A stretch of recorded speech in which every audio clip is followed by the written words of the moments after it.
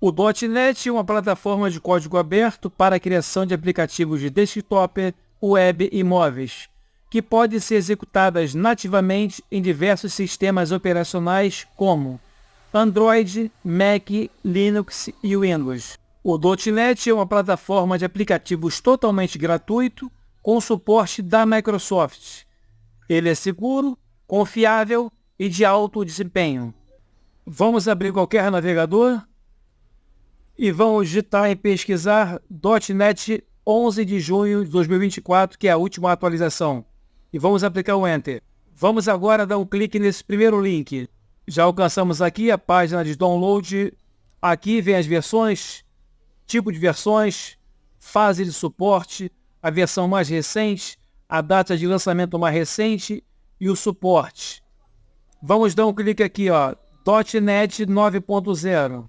Com o uso da barra de rolagem lateral, aqui nós vamos analisar os sistemas operacionais, Linux, Mac, Windows, os instaladores e os binários. Nós vamos aqui então fazer hoje por Windows. Vamos aqui, ó, minha versão é 64 bits. Tem para 32 também. Vamos dar um clique. Vocês podem notar aqui em cima que já começou a fazer o download do aplicativo. Vocês podem abrir aqui o histórico, que vai vir aqui fazendo o carregamento do download. O download então já foi feito com sucesso. Podemos sair aqui da página. Vamos dar um clique aqui na pasta explorador de arquivo e na pasta de download, para onde foi direcionado o aplicativo. Vamos dar 2 cliques sobre o instalador e vamos clicar para executar. Microsoft.NET SDK 9.0 é a versão. Esse final aqui significa as atualizações que vem correndo durante esse 9.0. Aqui pode alterar essa numeração final.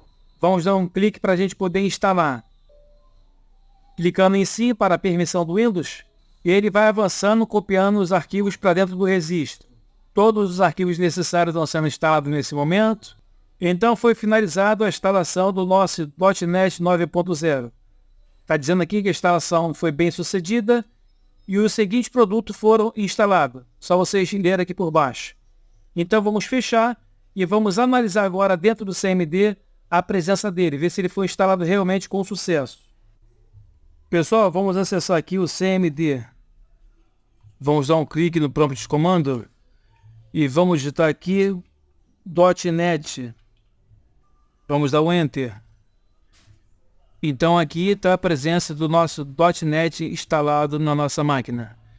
Agora vou verificar a versão para qual foi atualizada. Vamos digitar aí .NET espaço, traço, versão e dar o Enter. Aqui então pelo CMD podemos ver que a versão foi atualizada para o 9.0. Então o nosso canal vai ficando por aqui e amanhã a gente volta com outras dicas, truques e macetes de tecnologia.